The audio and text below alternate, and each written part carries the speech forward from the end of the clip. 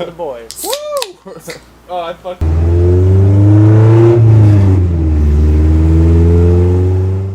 Good morning, guys. Welcome back to another video. Today is Saturday, and I think it's the 15th or something. But right now, I'm about to get up to the junkyard out here in Phoenix because I need to find another inner joint. I need a B-series female splined inner joint. So yeah, I'm meeting Brian here at the junkyard, and then we're taking the DA back to his house, and I'm ripping the motor and the dash out. Well, I'm gonna rip the dash out while I let the engine cool down, and then once that's done, I'm gonna rip the motor out. And then I'm gonna prep the bay.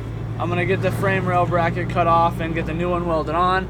I'm going to give it a quick little wet sand to try and rough it up just a little bit, and then I'm just gonna spray it gold, just spray paint it, because the white that's in here is pretty gross now after a while. So yeah, that's pretty much all that I got on the agenda for the day, and I'm gonna just try and get as much prepped as possible so that way I run into as few hiccups as possible next weekend when we actually do the swap. And Brian is already here. I see the dually.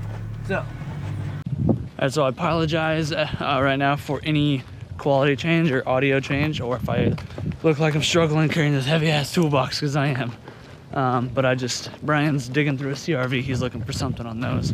And so right now I'm trying to find the Hondas. And I found an Accord, so let's check it out, see if it's got what I need. Okay, I just found what I needed. 94 to 01 Integra left side axle. I don't know if you can see it back there, but essentially it's got a female jointed half shaft. So that's the part that I need, because the inner joint is like a female, but it's kind of like pushed out a little bit. So I need that, but I also need one more Honda outer joint, and thankfully this is a Honda axle. This is exactly what I need. So I'm gonna pull this off really quick. Looks like it's, I just gotta pop it out. All the bolts and stuff are missing, so got lucky. All right, so I got the axle out, but the half shaft is like still mated to it, and neither me nor Brian brought a hammer. So Brian's got some junkyard tactics here. He's gonna plenum and a strut.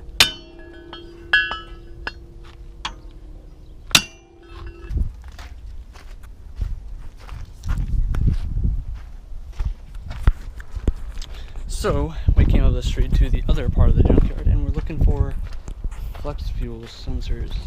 If you guys don't already know, Brian likes to flex fuel pretty much everything, because why not? And he knows what to look for. He knows how to do it so easily, cheaply. So when we're here, we try and pick up flex fuel sensors off of like 11 and up, like Tahoes, Chevy HHRs, and stuff of that type, but I'm not really seeing anything right now. Kind of a bummer. But yeah, so I got my axle. I'm also just keeping an eye out for a DA, because Carter said there was a DA here a few weeks ago, and I need a new window switch. But if not, it's not the end of the world. Got my axle, so I'm stoked. Alright, so we're back at back from the junkyard at Brian's house. We didn't find what he was looking for, but we did get my axle, like I said. So he's got to finish a few things on the CRX. He got it running the other night after a few hiccups, and so he's gonna get that set and get it hopefully out of here today. And I'm gonna start working on ripping my dash out, because the engine obviously is gonna be very hot. I just drove it all the way over here. So get the dash out, and then start working on draining the fluids, and then depending on how long it takes me to get to that point, either use the cherry picker or drop it out the bottom, either or. But yeah, dash first. AD is going to be subbed by a little bit later. Robert's coming by a little bit later. The other Chris might be coming by, and should be a fun day.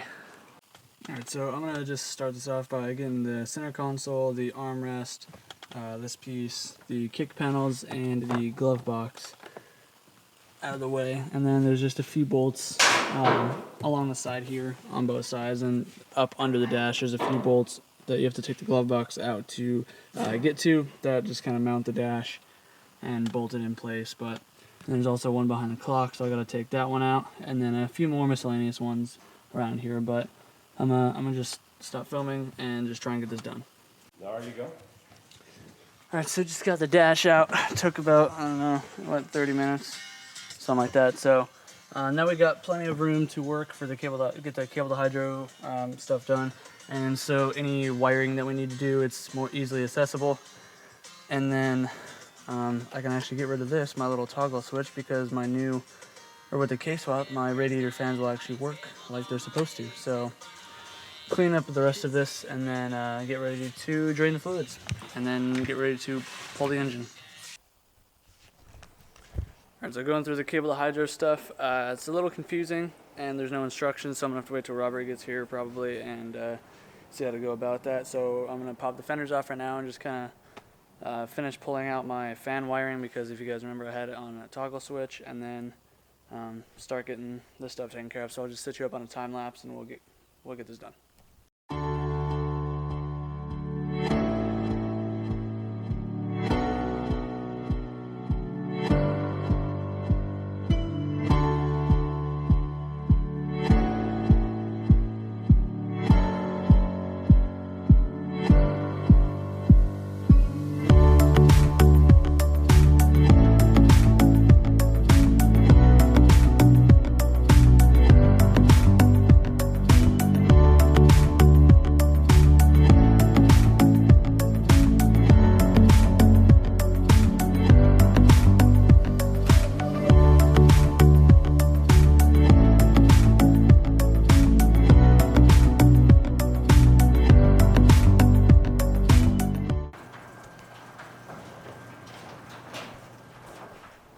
Alright, so minus installing the cable to hydro conversion yet, my car is about as far as I can get it done for now, because we gotta wait till Carter gets back with the truck so he can pull his Integra out of the backyard, because he's taking it home. So once that gets done, then yank the motor out. But right now we're making a sandwich baggie and food run break, and hopefully AD shows up sometime soon.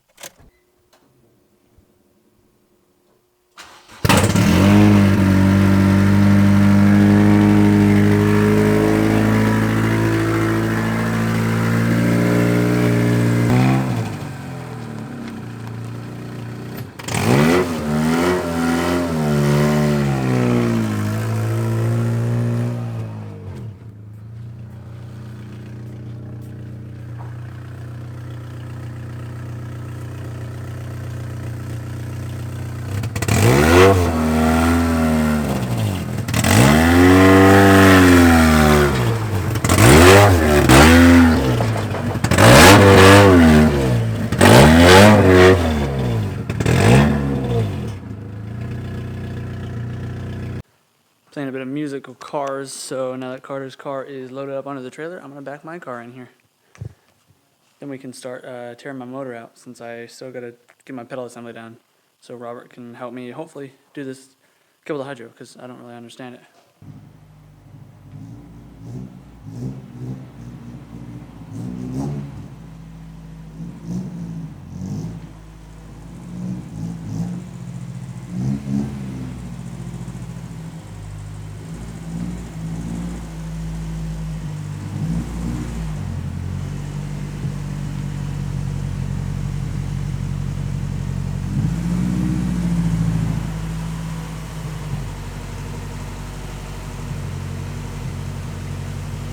Alright, so for what I do know, I do need to finish getting the rest of this pedal assembly out. There's like 5 bolts, I think, and then make sure the harness is unplugged right from the fuse box so you don't get it caught up. And then the whole thing drops down, and then the pedal assembly itself is held in place by a few bolts. So, yeah, I'm going to do that really quick, and then I'll show you. Alright, so we've got the pedal assembly out. Mr. Hush Performance himself came over and lent us a hand. So Actually, he just told you to try harder. Yeah. But if you guys haven't seen one out of the car before, this is what you're going to be looking at. So this is going to be neutral safety switch. This is your brake pressure, or your brake switch or whatever. I don't really know what this one's for. I don't really care either because it's apparently cut. So, yeah, it's got... It's big cruise. Cruise control? Yep. Oh. The lower one. Oh, this is... Oh, yeah. Okay. Clutch, yeah, I'm sorry. When your clutch is already pressed, so you're going to do like a 2-step or something like that, you need to hook that up. But now you know that the top one is neutral safety switch and the bottom is for your cruise control. Yeah. So bottom, top, and then there's like 7 bolts to hold it in place. They're really a pain in the butt to get to, so you're gonna have to. So with the DAs, is it DA and EF that the driver's side venting is not usable anymore? Right, because the master cylinder actually consumes the same area as that does. Okay. So because race car. Because race car. Okay. So you're gonna have to take this the duct work for the driver's side up here, and then you'll be exposed to the top nut or top bolt, and then just gotta play a little bit of Tetris, and it will eventually wiggle out. So now that this is out, we'll be able to put the conversion on it. I don't really know exactly what we're doing, but we'll learn together.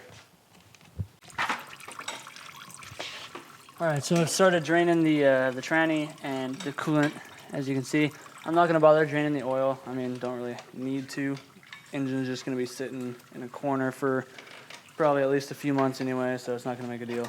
And it needs to be changed anyway, so whenever it goes back into something, it'll get fresh oil anyway. So Robert's already started helping me getting the engine taken care of so we can get this ripped out. And then while the fluids are draining, I'm going to be putting this cable to hydro thingy on the bracket. So I already got it started. Just take these 2 sensors off, and the bracket itself, where did I set it? And so the bracket itself has hardware that comes with it that replaces those 2 sensors. So literally just be bolted on pretty much just like that. So I'll get that put on so you guys can see it.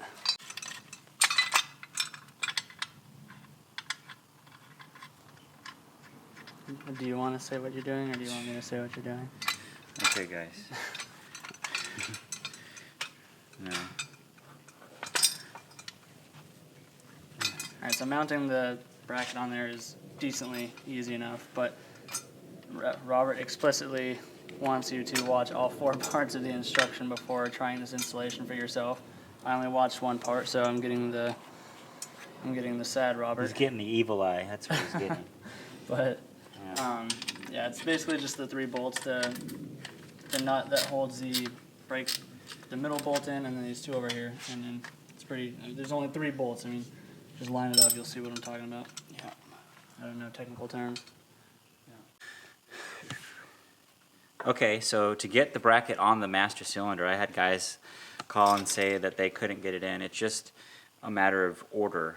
Okay, so we just start the bolts. See, these are loose. They're just started in there, both of them. These also act as a jam nut. That means this nut goes on the bottom.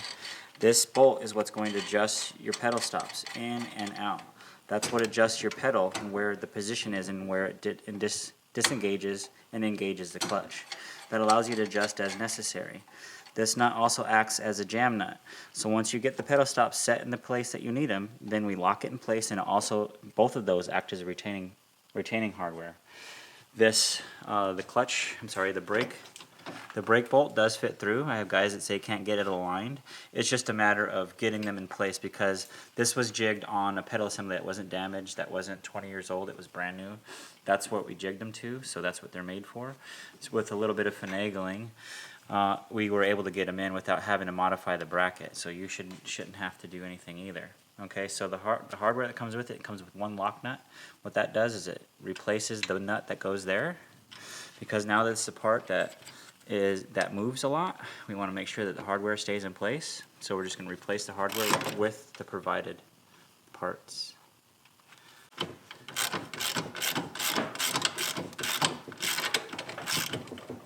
it is a 17. You're right. You better get that. Got that. You were right. I was right, Robert was wrong. So this is the first bolt that I'm tightening down. So I guess just pay attention to that. This is because these are already started, that means the whole thing is tightened and in place, which means I can go ahead and tighten this. These we can adjust as necessary after we start getting the master cylinder mounted. The master adjusts in and out. So let's say if we like the pedal high, let's say if you're someone that likes the engagement to be right at the top, which I do because I like quick shifting, then I would set it here, all right? I would just leave it here at its highest point towards the driver, that means when it starts engaging this as soon as I start pushing on the clutch. Yeah, like that. Well, that's okay. Let's say if I wanted to do that, see how there's like some space before it actually hits the master. Yeah. To fix that, then what we do is you just spin this out until it's tight inside the hook. See how it's already starting to compress as soon as I do that? Yeah. But if you're somebody that likes it at the bottom, then we would just spin this in. We spin the master in so that the rod is actually going into the clevis. Yeah, I like mine just a hair past the top. And see, so now what are we going to do, right? Well, that's where the pedal stops come in, okay? Spin this nut, and find the size that is. I think it's going to be an 8.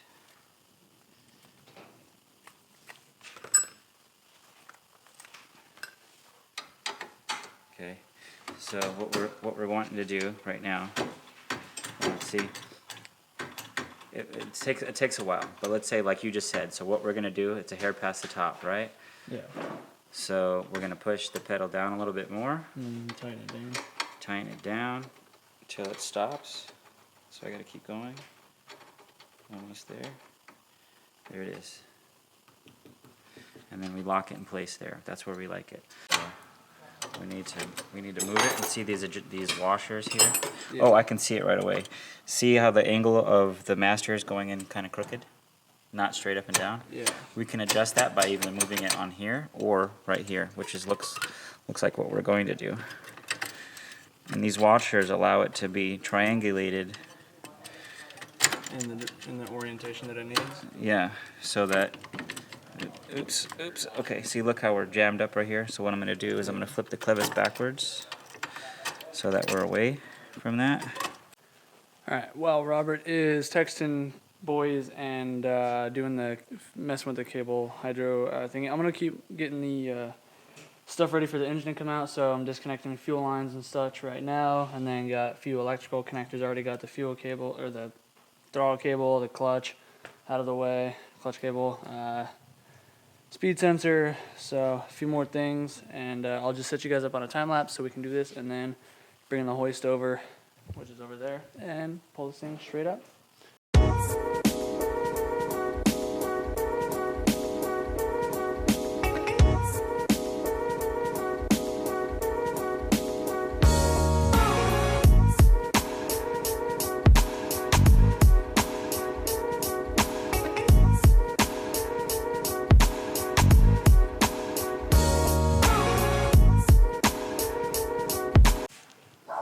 Alright, so leaving off for today, cable to hydro, I'm assuming we pretty much got set up. Just got to put it back in the car. Engine is completely ready to come out. Axles, shift linkage, hoses, harness, everything is done on it, minus these two mounts and to just lift it up. We'll save that for tomorrow though. So it is much later in the day now. It is just about 7 o'clock, or it is like 7 o'clock. I've been pretty much at it all day. The engine is completely ready to come out, literally just being held in place by the driver and passenger side mounts. So pretty much first thing tomorrow. Had to call it a night short. Brian and his wife are going out for the night, so had to cut it short, unfortunately. So yeah, tomorrow first thing once I get there, rip the engine out, and then hopefully he remembers to grab the gas welder tomorrow, and then drill out the passenger side frame rail bracket and weld in the new one, so that way it'll be ready, and then I can paint the bay. I'm also going to power wash the bay, and then Robert is going to be there as well, so we're going to, I believe the cable to hydro conversion on the assembly, the pedal assembly is done, so basically just got to install it back in the car and then drill a hole in the firewall for the line to go through, I believe. But we got to wait to do the line until the engine is in, I believe. So still got to put the pedal assembly in, and then we can get the dash. Well, the dash is going to have to wait, yeah. So we can get the pedal assembly back in at least. Maybe tomorrow, probably Tuesday night. But yeah, tomorrow's main goal is just to get the engine bay prepped, get it cleaned, get it painted, spray painted or whatever. And then, yeah, it's going to be super sick. I'm really excited. So that's pretty much it. Yeah, I'm going to end this video here. We'll continue tomorrow. Pick it up tomorrow in the next video of like I said, taking the engine out and prepping it and prepping the bay and whatnot. So if you enjoyed this video, be sure to give it a like. Be sure to comment down below. Be sure to subscribe if you're new to the channel. I do a lot of car stuff. I do a lot of skateboarding and just all around, just kind of do what I do best. And if you guys enjoyed the video, then be sure to stick around. So remember, do what you love, forget about the rest, and I will see you guys for the next video. Peace out. Perfect, Mary, my American apparel.